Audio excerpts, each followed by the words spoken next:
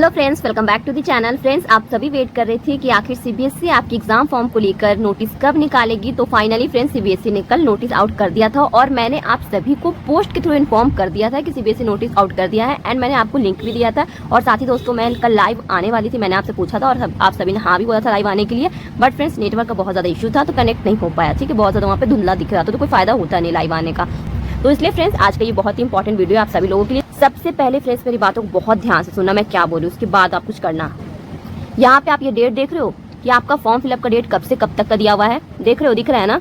तो फिर जल्दी करने की जरूरत क्या है। बहुत सारे बच्चे इस टाइम पे क्या करेंगे कि फॉर्म आ गया है दीदी, अब अप्लाई कैसे करें, कैसे फिलअप करें, और वो जल्दी जल्दी बस पता नहीं किस चीज़ की उन्हें जल्दी होती है और वो फॉर्म फिलअप का काम कर लेते हैं। और फिर बाद में वही लोग कमेंट करते हैं, दीदी मेरा फोटो गलत अपलोड हो गया, मेरे सिग्नेचर गलत अपलोड हो गए, मैंने इस कैटेगरी से फॉर्म फिलअप कर दिया, मुझे उस कैटेगरी से फॉर्म फिलअप करना था, और इस तरह के आके बस कमेंट करते हैं। और फ्रेंड्स, मैं उनका हेल्प नहीं कर पाती हूँ। क्यों? क्योंकि ये सारा प्रोसेस ऑनलाइन है। ठीक है, और जब आप एक बार सबमिट कर देते हो ना फॉर्म को, उसके बाद फ्रेंड्स आप या कोई भी उसमें चेंजेस नहीं कर सकता है। जो आपने एक बार फाइनल सबमिट कर दिया वो हो गया, उसके बाद नो चेंज, कोई चेंजेस नहीं हो सकता। तो टाइम आपको मैं इसलिए दिखा रही हूँ ताकि आपको समझ आ जाए कि इतनी जल्दी करने की जरूरत नहीं है, बिल्कुल जरूरत नहीं है। आपको 1 मंथ का टाइम मिल रहा है इस फॉर्म को फिलअप करने का, तो आराम से फॉर्म फिलअप कीजिए। ठीक है, एक बार इस नोटिस को पूरा समझ तो लीजिए फ्रेंड्स कि आखिर इसमें है क्या, आपको किस कैटेगरी से अप्लाई करना चाहिए, आखिर आपको सब चीज पता होना चाहिए। फिर आप गलत फॉर्म फिल कर दोगे फिर कुछ नहीं हो पाएगा। इसलिए पूरे फॉर्म को, पूरे ये जो आपको प्रोसेस उसको अच्छे से समझ लेना है। ठीक है, उसके बाद ही जाके आपको फॉर्म फिलअप का काम करना है। क्लियर है दोस्तों?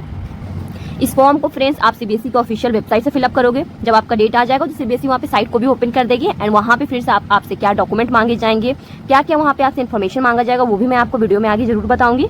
और फ्रेंड्स, एक इंपॉर्टेंट बात मैं आपको साथ में ये भी बता दूं कि अगर आप कुछ भी इन्फॉर्मेशन गलत फिल करते हो आप अपने फॉर्म के दौरान, तो आपकी फॉर्म को रिजेक्ट कर दिया जाएगा। समझ आया? आपके फॉर्म को रिजेक्ट कर दिया जाएगा। आप कहीं पे भी देखोगे तो आपको ये सब जरूर दिखा जाएगा कि your form will be rejected. यहाँ पे भी आप ऑब्जर्व कर सकते हो, यहाँ पे भी लिखा हुआ होगा rejected without any notice, no request will be consider later on the accept of their candidate. मतलब कि फ्रेंड्स, आपको कोई मिस्टेक करनी ही नहीं है। अगर आप कोई मिस्टेक करते हो, अगर आपको इस नोटिस के बारे में अच्छे से इन्फॉर्मेशन नहीं है और आप फॉर्म फिलअप कर देते हो जल्दी में, तो आपके फॉर्म रिजेक्ट होने के पूरे चांसेस होते हैं। तो वो चांस नहीं लेना है, वीडियो को पूरा जरूर देखना है। ठीक है फ्रेंड्स, तो आप सभी वेट कर रहे थे फॉर्म का, फॉर्म भी आ गया और आप कुछ दिनों में इस फॉर्म को फिल भी कर लोगे। फ्रेंड्स, उसके बाद क्या होगा? उसके बाद आप दोगे अपने एग्जामिनेशन को। एग्जामिनेशन देने के लिए फ्रेंड्स सबसे इंपॉर्टेंट क्या है? सबसे इंपॉर्टेंट बात फ्रेंड्स, आप सभी को ये पता है कि इस बार के पेपर पैटर्न में बहुत ज्यादा चेंजेस हुए हैं। ठीक है, इस बार आपके एग्जामिनेशन में फ्रेंड्स 50% कॉम्पिटेंसी बेस्ड क्वेश्चन आने वाले। मतलब कि 50% आपका कॉम्पिटेंसी बेस्ड क्वेश्चन आखिर होता क्या है? रियल लाइफ बेस्ड क्वेश्चन होता है। मतलब रियल लाइफ से आप उसको कंपेयर करके वहां पे आपको क्वेश्चन गिवन होते हैं। तो वो सारे क्वेश्चन अगर आपको नहीं आते तो आप अपने एग्जामिनेशन में अच्छा स्कोर नहीं कर पाओगे।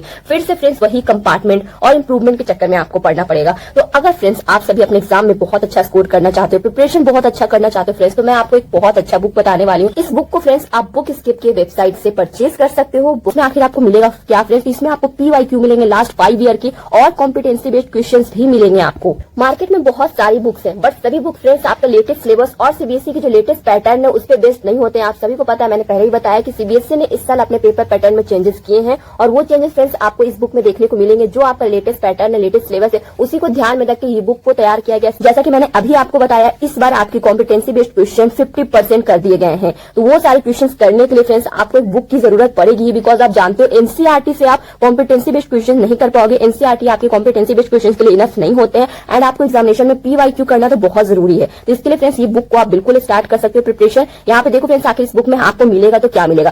फ्रेंड्स, आप सभी कंपार्टमेंट के स्टूडेंट हो तो यहाँ पे एक ऐसा बुक आ गया, मतलब कि अभी तक ऐसा कोई बुक ही नहीं है जो कंपार्टमेंट वाले बच्चों पे भी ध्यान दे। कंपार्टमेंट वाले बच्चों के लिए अलग से एक पेपर बनाता है। ठीक है, तो इस बुक में आपको क्या मिलेगा फ्रेंड्स? चैप्टर वाइज बोर्ड के क्वेश्चन पिछले 5 सालों में जो पूछा गया है आपके PYQ, कैसे कैसे क्वेश्चन, वो आपके हर एक चैप्टर का मिलेगा। ठीक है, चैप्टर वाइज कर देने से बहुत ज्यादा हेल्प हो जाता है। अगर आपने एक चैप्टर कंप्लीट किया तो आपको उसका PYQ मिल जाएगा, आपके उसके कॉम्पिटेंसी बेस्ड क्वेश्चन मिल जाएंगे, मल्टीपल चॉइस क्वेश्चन मिल जाएंगे। उस तरीके से आप अच्छा प्रिपरेशन कर पाओगे। ठीक है, इसमें आपको क्या क्या मिलेगा और फ्रेंड्स मल्टीपल चॉइस क्वेश्चन हो गए। ठीक है, असर्शन एंड रीजन। अब आपके असर्शन रीजन फ्रेंड्स पहले वाले जितने आसान नहीं आते। असर्शन एंड रीजन करने के लिए फ्रेंड्स आपको एक स्पेशल बुक की जरूरत होती है और वो स्पेशल बुक है checkmate PYQ plus CBQ series.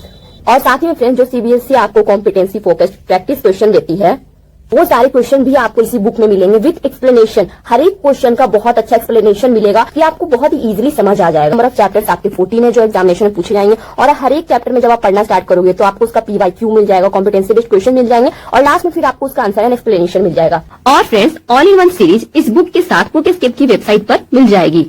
और सबसे इंपॉर्टेंट बात जो मुझे इस बुक में बहुत अच्छी लगी वो चीज ये है फ्रेंड्स कि आपको यहाँ पे टाइम सजेस्ट किया जाएगा। मतलब कि यहाँ पे आपको क्वेश्चन दिए हुए हैं और आपको टाइम सजेस्ट किया जाएगा कि 20 मिनट में आपके क्वेश्चन पूरे बन जाना चाहिए। आखिर होता क्या है एग्जामिनेशन में, आप एग्जामिनेशन की पूरी तैयारी कर लेते हो, बहुत अच्छे से प्रिपरेशन कर लेते हो, बट एंड में क्या होता है कि आप वहां पे पेपर को टाइम पे कंप्लीट नहीं कर पाते। क्यों? क्योंकि आपको उस टाइम में पेपर कंप्लीट करने की प्रैक्टिस नहीं है। तो वो प्रैक्टिस आपको इस बुक से हो सकती है। इस बुक में फ्रेंड्स मुझे यही चीज बहुत ज्यादा अट्रैक्ट किया है कि इसमें टाइम दिया हुआ है बहुत अच्छे से कि बच्चे यहाँ पे टाइम मैनेज करना भी सीख सकते हैं इस बुक को प्रैक्टिस करके। फ्रेंड्स, अगर आप सभी अपने कंपार्टमेंट के एग्जामिनेशन में 95% प्लस अबव स्कोर करना चाहते हो तो आप सभी इस बुक को बुक एस्केप की वेबसाइट से जाके परचेज कर सकते हो। ये बुक का लिंक आपको डिस्क्रिप्शन में मिल जाएगा। आगे कंटिन्यू करते हैं फ्रेंड्स वीडियो को। और फ्रेंड्स, आप सभी में से जिन्होंने भी चैनल को सब्सक्राइब नहीं किया है चैनल को सब्सक्राइब जरूर कर लेना फ्रेंड्स, बिकॉज अब सीबीएसई से जो भी लेटेस्ट अपडेट आएंगे बोर्ड एग्जाम को लेकर या फिर कंपार्टमेंट एग्जाम को लेकर वो सारे इन्फॉर्मेशन फ्रेंड्स आपको इसी चैनल पे मिलेगा। तो चैनल को सब्सक्राइब करना बिल्कुल भी मत भूलना। और क्लास 10 मैथ्स पढ़ना है तो फिर चैनल को सब्सक्राइब तो जरूर ही कर लेना। यहाँ पे फ्रेंड्स मैं क्लास 10 एंड 12 दोनों के नोटिस को बारी बारी से पढ़ने वाली हूँ। ठीक है, दोनों नोटिस में ज्यादा चेंजेस होते नहीं है, बट मैं फिर से एक बार दोनों नोटिस को एक्सप्लेन कर दूंगी। पहले हम क्लास 10 की बात कर लेते हैं। ओके, तो आपके एग्जामिनेशन कब होंगे फ्रेंड्स? आपके एग्जामिनेशन फरवरी 2025 में होगा। ठीक है, यहाँ पे भी लिखा हुआ है फरवरी मार्च अप्रैल 2025, मतलब आपके एग्जामिनेशन फरवरी में स्टार्ट होते हैं वो अप्रैल तक चलता है, इसलिए यहाँ पे फरवरी मार्च अप्रैल लिखा हुआ है 2025 में। ठीक है, अब यहाँ फ्रेंड्स कैटेगरी दिया हुआ है कौन कौन से स्टूडेंट्स यहाँ पे एग्जामिनेशन दे सकते हैं। पहले उनकी बात करते हैं कि आखिर कौन कौन से स्टूडेंट एग्जामिनेशन दे सकते हैं। तो फर्स्ट ऑफ ऑल फर्स्ट क्या लिखा हुआ है, जिनका एसेंशियल रिपीट आया था 2024 बोर्ड एग्जामिनेशन में, 2023-24 उनका सेशन रहा है तो वो स्टूडेंट एग्जाम देंगे। फिर क्या है, जिनका फर्स्ट बार में कंपार्टमेंट आया वो क्लियर नहीं कर पाए और सेकंड टाइम कंपार्टमेंट आया 2024 में तो वो बच्चे देंगे, इस फॉर्म को फिलअप करेंगे। ठीक है, कंपार्टमेंट की कैटेगरी से। और उसके बाद फ्रेंड्स कौन से स्टूडेंट जिनका फेल और एसेंशियल रिपीट आया, यहाँ पे ईयर देख लो 2019 के हो, या 20 के हो, या फिर 21 हो, 22 हो या 23 हो, ये पांचों ईयर के स्टूडेंट्स फ्रेंड्स यहाँ पे एसेंशियल रिपीट की कैटेगरी से अपने फॉर्म को फिलअप कर सकते हैं। तो जो भी आप में से ऐसे स्टूडेंट्स हैं या फिर आपके कोई दोस्त हैं, दूर के दोस्त हैं और वो एग्जामिनेशन देना चाहते हैं तो प्लीज आप उन्हें इन्फॉर्म कर देना। ठीक है, वीडियो को शेयर जरूर कर देना। अब यहाँ देखो फ्रेंड्स बहुत सारे बच्चे इंप्रूवमेंट देना चाहते हैं क्लास 10 में भी। ठीक है, तो वो सारे स्टूडेंट भी इंप्रूवमेंट कैटेगरी से फॉर्म फिलअप करेंगे, बट कंडीशन है कि आप 2024 में आपका रिजल्ट बिल्कुल पास होना चाहिए। ठीक है, पता है आप सभी को एडिशनल सब्जेक्ट के लिए वही कंडीशन होता है कि आपका रिजल्ट 2023 हो या फिर 2024 हो, आपका रिजल्ट पास होना चाहिए। ओके, यहाँ पे देखो फ्रेंड्स आगे स्क्रॉल करते हैं तो क्या लिखा हुआ है कि स्टूडेंट्स को व्यक्तिगत परीक्षार्थी के वेबसाइट पे जाके वहाँ पे उनको फॉर्म को फिलअप करना होगा। बट फ्रेंड्स अगर आप सभी लोगों ने चैनल को सब्सक्राइब कर लिया तो फिर टेंशन मत लेना, फॉर्म फिलअप को लेकर जैसे ही ओपन होगा साइट मैं आपको अच्छे से बता दूंगी कि आपको कैसे और कब फॉर्म फिलअप करना है। ओके, अब यहाँ पे साफ साफ आप देख सकते हो कि सारा आपका जो फॉर्म फिलअप है, फीस है, वो पूरा ऑनलाइन होगा। स्ट्रिक्टली लिखा हुआ है कि आपका ऑफलाइन कुछ भी नहीं होने वाला है, सारा का सारा ऑनलाइन मोड में एक्सेप्ट किया जाएगा, ऑफलाइन में कुछ भी एक्सेप्ट नहीं किया जाएगा। ओके, क्लियर है? अब यहाँ पे देखो फ्रेंड्स बहुत ही एक इंटरेस्टिंग चीज है, इंटरेस्टिंग नहीं मतलब ये हर साल का है कि जो बच्चे 2024 में अपने बोर्ड एग्जामिनेशन दिए थे सिर्फ उन्हीं के लिए ये चीज रहेगा कि जो बच्चा 2024 में बोर्ड एग्जामिनेशन दिया था और ये इस टाइम फिर से फॉर्म फिलअप कर रहा है तो उनका जो भी डिटेल होगा ना फ्रेंड्स वो ऑटो जनरेट होके उनको सिस्टम में दिख जाएगा। ठीक है, उनको ऑटो जनरेट होकर मिल जाएगा सिर्फ 2024 वाले बच्चों के लिए। ओके, और यहाँ पे 2023 के लिए क्या लिखा हुआ है फ्रेंड्स कि 2023 के जो स्टूडेंट है तो उनको अपना सारा इन्फॉर्मेशन डालना होगा, लाइक उनके roll number, year of passing, वो सब उनको सारा इन्फॉर्मेशन फिल करना होगा। 2024 वाले बच्चों के लिए टेंशन नहीं है, उनका सारा ऑटो जनरेट होकर आ जाएगा खुद पर खुद। ठीक है, तो अगर आप उसमें कोई भी गलत इन्फॉर्मेशन फिल करते हो, कुछ भी गलत डॉक्यूमेंट लगा देते हो, आपको पता नहीं कि आपको कौन सा डॉक्यूमेंट लगाना चाहिए और कुछ आप गलत लगा देते हो तो आपके फॉर्म को रिजेक्ट कर दी जाएगा। क्लियर है? उसके बाद फिर नेक्स्ट यहाँ पे एग्जामिनेशन सेंटर को लेकर बहुत ज्यादा कंफ्यूजन है, उसको क्लियर करते हैं। Examination centre will be allotted as per the choice of city selected in the online form. Online form में जब आप जिस सिटी को सिलेक्ट करोगे आपको उस सिलेक्ट में एग्जामिनेशन देने के लिए मिला जाएगा। ठीक है, examination centre once allotted will not be change. आपने एक बार सोच समझ लिया कि मुझे इसी सिटी में फॉर्म फिलअप करना है, मुझे यही एग्जामिनेशन देना है, फिर फाइनल सबमिट करना। उसके बाद अगर आप चाहोगे कि नहीं यार मुझे वहां नहीं जाना, मुझे यही एग्जामिनेशन देना है, तो वो नहीं होगा, will not be changed. Okay, clear है? सोच समझ के अच्छे से डालना। अब यहाँ पे देखो फ्रेंड्स बहुत बार ऐसा देखा गया है, सीबीएसई का यह मानना है, इसलिए हाईलाइट करके लिखा हुआ है कि कुछ कैंडिडेट ऐसे होते हैं जो अपने से फॉर्म फिलअप कर देते हैं, बहुत तेज बच्चे होते हैं। ठीक है, वो सिर्फ अपने फॉर्म फिलअप का काम पूरा कर देते हैं और वो फी नहीं जमा करते हैं, फी जमा नहीं करते। या फिर मैं बताऊं आपको तो बहुत सारे बच्चे मेरे पास कमेंट करते हैं दीदी मैंने साइबर कैफे वाले भैया को पैसे तो दे दिए हैं बट वो पेमेंट भी कर दिए, बट मेरा वहाँ पे पेमेंट सक्सेस नहीं लिख रहा है। ठीक है, पेमेंट रिसीव नहीं आया, मेरे को अभी तक नहीं आया है, अभी तक मतलब वहाँ पे प्रोसेस उनका पूरा कंप्लीट नहीं हुआ है पेमेंट का। तो क्या होगा, तो आपका जो फॉर्म है उसको वो एक्सेप्ट नहीं किया जाएगा। ठीक है, आपके फॉर्म को क्या कर दिया जाएगा फ्रेंड्स, रिजेक्ट कर दिया जाएगा। अगर लास्ट डेट तक आपका जो पेमेंट है वो प्रोसीड नहीं हो जाता है, आपका पेमेंट जो सीबीएसई को नहीं मिल जाता है तो वो ये माना नहीं जाएगा कि आपने अप्लाई किया है और आपको फॉर्म को रिजेक्ट कर दिया जाएगा। तो आप साइबर कैफे से अगर अपने फॉर्म को फिलअप करवा रहे हो तो पैसा का फ्रेंड्स वहाँ पे अच्छे से इन्फॉर्मेशन डालना। ठीक है, और बिजी टाइम पे मत जाना, जिस टाइम पे खाली रहता है साइबर कैफे वाला सुबह सुबह जाकर करवा सकते हो ताकि नेटवर्क इशू भी ना हो और आपका सारा काम अच्छे से हो जाए। ठीक है, बहुत सारे बच्चे एक साथ चले जाते हैं ना तो वहाँ पे ये सारे चांसेस हो जाते हैं कि उनका फी पेमेंट वगैरह वहाँ पे फंस जाता है। ठीक है, तो जब आपको खाली समय मिले तब आप चल जाना, मतलब जिस समय साइबर कैफे में थोड़ा कम भीड़ हो। ओके, देखो फ्रेंड्स यहाँ पे डॉक्यूमेंट की हम बात करते हैं तो यहाँ पे क्या लिखा है, mandatory to upload submit all the eligibility document when an application is submit. जब आप एप्लीकेशन सबमिट करते हो तो आपसे वहाँ पे आपके डॉक्यूमेंट मांगे जाएंगे और वो अपलोड करना बहुत जरूरी है। No document will be accepted after submission of the application form. आप क्या करोगे, फॉर्म को सबमिट कर दोगे और फिर सोचोगे बाद में वहाँ पे डॉक्यूमेंट को अपलोड कर देंगे, तो वो पॉसिबल नहीं होगा। आपका डॉक्यूमेंट आपके फॉर्म फिलअप के साथ ही अपलोड करना होगा। इनकम्प्लीट रहेगा अगर आपके फॉर्म, तो फॉर्म को तभी रिजेक्ट कर दिया जाएगा। क्लियर है? यहाँ पे देखो फ्रेंड्स, मैं अभी आपको साइबर कैफे की बात बता रही थी और यहाँ पे सीबीएसई ने भी दिया, हर साल देता है, कोई नया नहीं है। कैंडिडेट्स को एडवाइस किया जाता है कि वो अपने फॉर्म को खुद ही फिल करे, मतलब कि अपनी मौजूदगी में वो साइबर कैफे से फॉर्म फिलअप करवा सकते हैं। जैसे ये नहीं कि आप डिटेल दे के साइबर कैफे वाले को कहीं और चले गए, घूमने फिरने निकल गए, नहीं, खुद को सामने वहाँ पे रख के फॉर्म फिलअप करवाना है। बाद में ये एक्सक्यूज मत दीजिएगा कि साइबर कैफे ने कुछ गलती की है वहाँ पे फॉर्म भरने में, वहाँ पे पेमेंट करने में, तो वो सारे एक्सक्यूज सीबीएसई वाला तो आपका सुनेगा नहीं। ये सीबीएसई साफ साफ बोल दिया है, ठीक है। यहाँ पे फ्रेंड्स एलिजिबिलिटी क्राइटेरिया बताया हुआ है सब्जेक्ट वाइज, ठीक है। जिनके पास यहाँ पे 5, 6, 7 सब्जेक्ट है उनकी एलिजिबिलिटी क्राइटेरिया क्या होगी ये बताया हुआ है। ये मैंने ऑलरेडी आपको बता दिया था। ओके, तो ये सारे ईयर के बारे में तो मैंने बता ही दिया है। देखो फ्रेंड्स, आप में से जो भी स्टूडेंट है जिन्होंने 2024 में एग्जामिनेशन दिया, ठीक है, और उनके रिजल्ट में क्या आया, उनके रिजल्ट में कंपार्टमेंट आ गया। जब उन्होंने बोर्ड एग्जाम दिया उनके रिजल्ट में कंपार्टमेंट आ गया, मेन एग्जाम। फिर उसने सप्लीमेंट्री एग्जामिनेशन दिया सब्जेक्ट में, ठीक है, और उसके अगेन फिर से कंपार्टमेंट आ गए। सप्लीमेंट्री एग्जामिनेशन देने के बाद फिर से कंपार्टमेंट आ गए, तो वो बच्चे किस कैटेगरी से फॉर्म फिलअप करेंगे? वो बच्चे, देखो, such students should select his category as compartment while applying online. तो यहाँ पे साफ साफ बता दिया है कौन से बच्चे कंपार्टमेंट की कैटेगरी से फॉर्म फिलअप करेंगे। जिनका फर्स्ट बार में भी कंपार्टमेंट आया और सेकंड बार में भी कंपार्टमेंट आया, वो बच्चे कंपार्टमेंट की कैटेगरी से जाके फॉर्म फिलअप करेंगे। क्लियर है? नेक्स्ट फिर इंप्रूवमेंट, बहुत सारे बच्चे इंप्रूवमेंट देना चाहते हैं। अब इंप्रूवमेंट की क्या बात है वो समझ लेते हैं फ्रेंड्स। तो इंप्रूवमेंट के एग्जाम कौन से स्टूडेंट दे सकते हैं? एक, 1 और मोर सब्जेक्ट, मतलब एक या एक से ज्यादा सब्जेक्ट में इंप्रूवमेंट के एग्जाम दे सकते हैं। और वो सारे सब्जेक्ट कौन सा होना चाहिए? जो आपने बोर्ड एग्जाम के दौरान चूज किया था वही सेम सब्जेक्ट आप इंप्रूवमेंट के लिए चूज करोगे। ये नहीं कोई दूसरा सब्जेक्ट आप ले लिया और मार्क्स को इंप्रूव कर लिया, ऐसा नहीं, ठीक है। तो यहाँ पे क्या लिखा हुआ है कि जो बच्चे 2024 में एग्जामिनेशन को पास किए थे, सिर्फ और सिर्फ वही बच्चे यहाँ पे इंप्रूवमेंट के लिए फॉर्म फिलअप करेंगे। कोई दूसरे बच्चे नहीं करेंगे, इंप्रूवमेंट के लिए वही बच्चे फॉर्म करेंगे, फॉर्म को फिल करेंगे जो 2024 में पास आउट हुए हैं। उनके रिजल्ट में क्या है? पास लिखा हुआ है, वो है पास द एग्जामिनेशन, मतलब उनके ओवरऑल रिजल्ट में पास लिखा है कि वो बच्चा बोर्ड में पास हो चुका है। वो इंप्रूवमेंट की कैटेगरी से अपने फॉर्म को फिलअप करेगा, ठीक है। अब बहुत सारे बच्चे एक एडिशनल सब्जेक्ट चूज करना चाहते हैं अपने परसेंटेज को इंक्रीज करने के लिए, अच्छा परसेंटेज लाने के लिए, तो वो सारे बच्चे एडिशनल सब्जेक्ट की कैटेगरी से अपने फॉर्म को फिलअप करेंगे। और यहाँ पे from the list of subject enclose with in 2 year of passing examination, तो यहाँ पे आपको सब्जेक्ट का लिस्ट दिया हुआ है, ठीक है। उसमें से आपको वो सब्जेक्ट का आप एग्जामिनेशन दे सकते हो, वो सीबीएसई ने बताया। ईयर यहाँ पे देख सकते हो 2023 और 24 के होने चाहिए, वो एलिजिबल होते हैं एडिशनल सब्जेक्ट एग्जामिनेशन देने के लिए। उसके बाद वाले बच्चे 22 वाले 21 वाले वो एडिशनल सब्जेक्ट एग्जामिनेशन नहीं दे सकते हैं, ठीक है। और आपको ये भी ध्यान रखना फ्रेंड्स कि अगर आपके सब्जेक्ट में प्रैक्टिकल आते हैं तो आप उस सब्जेक्ट का एडिशनल नहीं दे सकते हो, ठीक है। आपको उस सब्जेक्ट चूज करना है जिसमें आपके प्रैक्टिकल नहीं हो। और यहाँ पे ध्यान रखने वाली बात ये है कि अगर आप इंप्रूवमेंट के लिए अप्लाई कर रहे हो तो आप बिल्कुल एलिजिबल नहीं होते कि आप एडिशनल सब्जेक्ट के लिए अप्लाई करो। मतलब एक साथ आप 2 काम नहीं कर सकते हो। आप या तो इंप्रूवमेंट कैटेगरी से फॉर्म फिलअप करो या फिर एडिशनल सब्जेक्ट कैटेगरी से, दोनों काम एक साथ नहीं होगा, ठीक है। और एक नेक्स्ट नोट 2 है क्या फ्रेंड्स, जो स्टूडेंट को डिक्लेयर कर दिया गया है pass can apply for improvement of performance और एडिशनल सब्जेक्ट। मतलब अगर उनको डिक्लेयर कर दिया है पास तो वो बच्चे इंप्रूवमेंट कैटेगरी से अपने फॉर्म को फिलअप करेंगे। ओके, क्लियर है। यहाँ पे फ्रेंड्स सीबीएसई ने वही बात कह दी जो मैंने आपको पहले बताया था।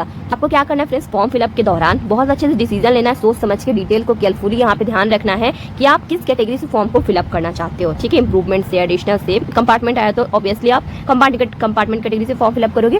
जब आप कर देते हो तो फिर आपको वहाँ पे चेंज करने का ऑप्शन नहीं मिलता, आप अलाउड नहीं होते हो कि आप कैटेगरी चेंज कर सको, ठीक है। सिलेबस की बात रहे फ्रेंड्स तो आपको जो लेटेस्ट पैटर्न है 2024 से 25 आपको उसी को फॉलो करना होगा, पैटर्न को, ठीक है। सिलेबस में चेंजेस नहीं हुआ है, पैटर्न में चेंजेस हुए हैं क्लास 12 के।